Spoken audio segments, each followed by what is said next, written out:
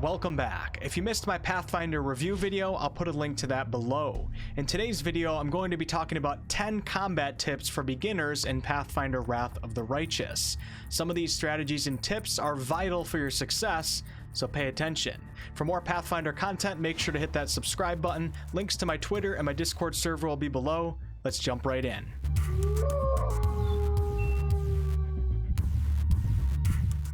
Number 1. Turn-based mode. Now I know that not everyone is going to want to do this, and you absolutely do not have to, but I do highly recommend toggling on turn-based combat mode for at least the earlier parts of your playthrough.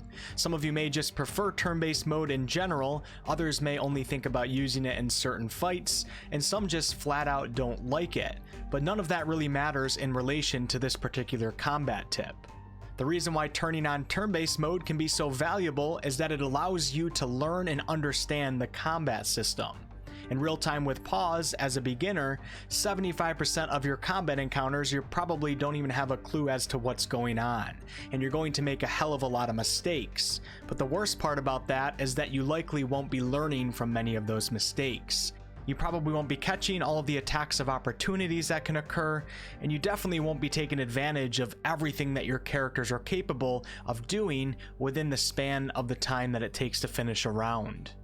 In turn-based mode, you always control every action of each of your party members, which not only familiarizes yourself with the combat system in a much quicker fashion, but it also allows you to really take in and practice using the spells and abilities that you acquire. When you make a mistake, you will see it clear as day, well, most of the time.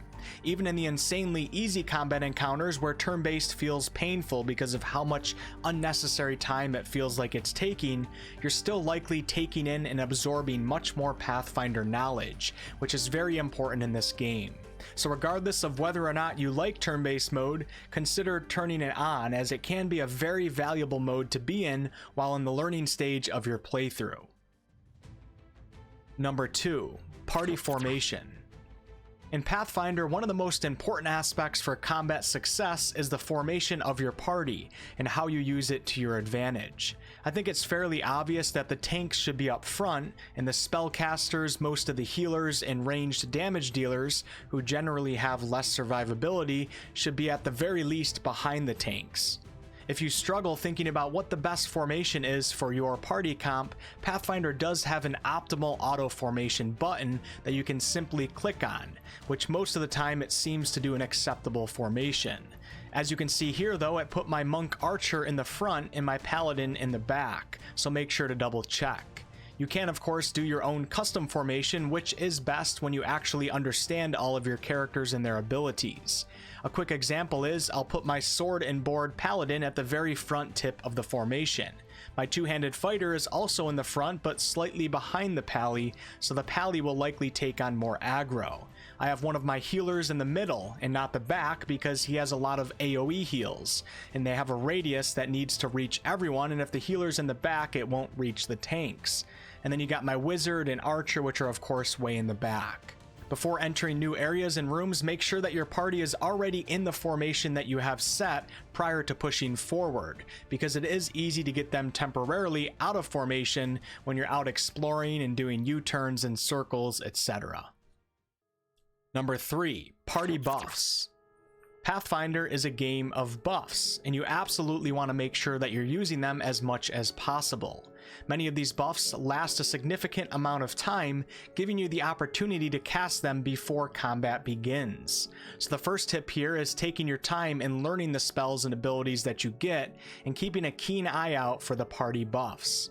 Buffs like mage armor last an hour of in-game time, so get yourself in the habit of casting mage armor, or ones that act similarly, immediately after each rest. For the most part, you should never have to cast spells like mage armor in combat itself, which is basically wasting time and actions. Buffs like Bless, which give you and your party a +1 to attack rolls and saving throws when dealing with fear effects, last 1 minute. It doesn't sound like a lot of time, but it's plenty of time in a game with real time with pause and turn-based modes. If you know there's going to be enemies or suspect it, cast Bless, then pause the game to plan out your next move so Bless doesn't tick away, and then when you're ready, enter the room and begin combat with the buff already active. There's a ton of spells in this game that can buff your party, so pay attention to what you acquire and make sure to take advantage of pre-buffing your party before as many combat encounters as possible. It's truly a game changer in this game. And while on the subject of buffs, you should also look at what debuffs you might get that you can apply to the enemy, and perhaps even more importantly, pay attention to what negative status effects that enemies might give you and your party members, and really take the time for learning how you can counteract these negative effects with spells such as restoration spells. I really can't stress the significance of starting to learn this stuff earlier on in your playthroughs. It'll make the game much less stressful. Number 4. Focus Fire.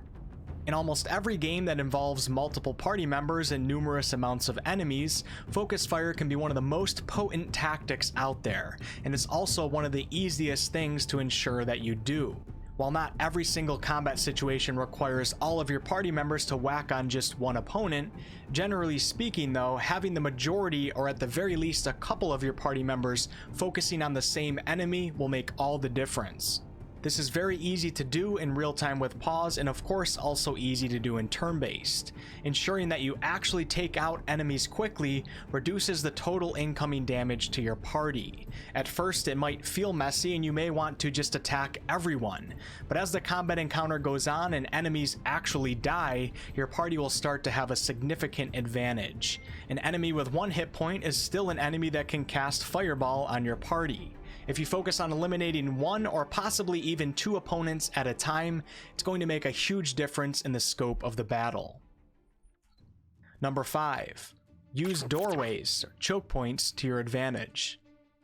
Many times the best way to handle a fight is to initially run away and get your party out of a room. This in turn in most cases will force the enemies to follow you and therefore pile up in the doorway to the room that you just ran out of. This can work in many situations that involve a choke point of some sort. Doors are just a common occurrence in this game. Forcing enemies into a choke point not only helps you focus fire, because only so many enemies can come through a door at one time, but it also allows you to prevent many of the enemies from even being able to engage in the fight. If your tanks are holding the doorway, most of the enemies in the room can't even see your other party members. One of the easiest ways to pull this off is by always sending a scout into a room first, while leaving your party set up outside of the room. This makes it much less of a cluster F when things hit the fan. Number 6. Surprise Round. This one is simple. If you know an enemy is coming up, be sure to be the one who attacks before they spot you. And this is done easiest just by simply shooting an enemy with a ranged attack before combat begins. If you do this in as many fights as possible, your enemies start off surprised, which means that your entire party gets to do a standard or move action in what's called the surprise round. During the surprise round, your opponents can't do anything, so it's basically free damage and a great way to get a fight started off in the right direction. Number 6. Inspect your enemies. Inspecting your enemies is going to become vital for being effective in combat. If you don't know what an enemy is resistant or immune to, or what kind of damage reduction it may have, in some situations you may find that you're dealing next to no damage to it. You can inspect a creature by clicking on the inspect button on the bottom left and then right-clicking over an enemy, or simply hit Y and then right-click on the creature. Be sure to turn this off after you're done inspecting, otherwise it will get very annoying as it keeps popping up. When attempting to inspect a creature for the first time, every party member makes a behind-the-scenes check of an appropriate lore or knowledge skill. The greatest check result will determine how much info you get on this creature. If the checks are unsuccessful, you get another chance to do these checks after the creature has been killed. In my experience, most of the time you will gain some valuable information when inspecting a creature for the first time. And for a beginner's guide, there's really 3 things that you should focus on at first, and that is the creature's resistances, immunities, and their damage reduction. If you see that an enemy is highly resistant to fire, using fire attacks will make it a really hard fight for you. If an enemy is immune to electricity damage, using electricity will make it impossible to win. Therefore, you should adjust accordingly. You're going to also see many enemies that have damage reduction with a number associated with it. And this basically means that the target is going to suck up that amount of damage before actually taking damage. You'll notice though that there are exceptions to the damage reduction, and this is what you want to focus on. For example, you can see damage reduction with the exception of cold iron. Some weapons in the game will have the cold iron property while others will not. So pay attention to the weapons that you pick up, and it may be smart to even keep a few on your character that have different properties.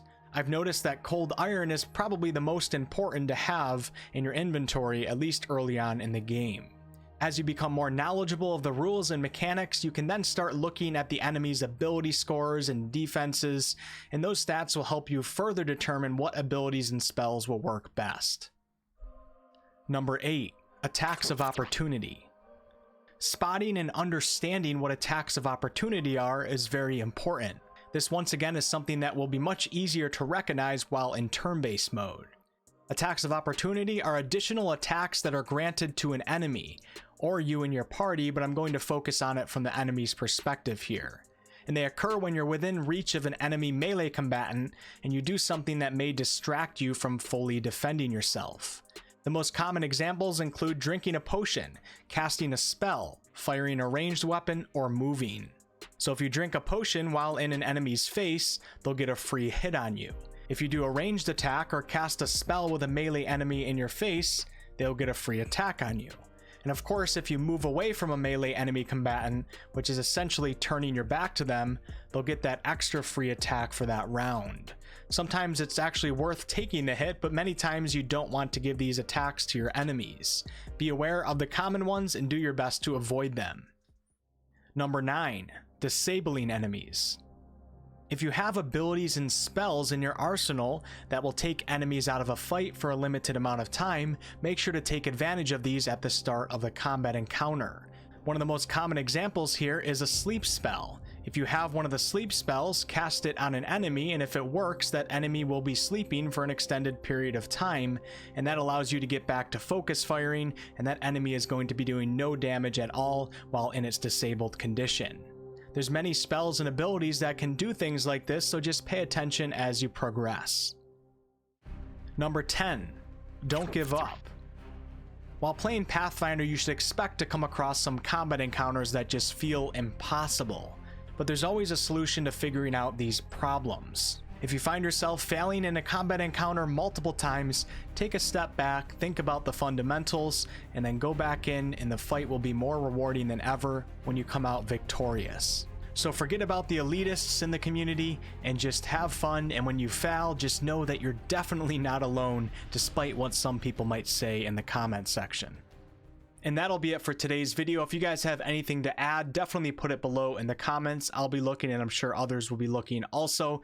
Don't get too stressed out, guys. This is a very hard game to grasp onto for many people, including myself. It just takes time, and as long as you take it slow and learn the fundamentals, the game's going to get much, much easier the more that you keep playing. If you guys ended up enjoying the video, please like, comment, and subscribe. I really do appreciate it. It helps out the channel a lot, and I'll see you guys in the next Pathfinder video or stream. See ya.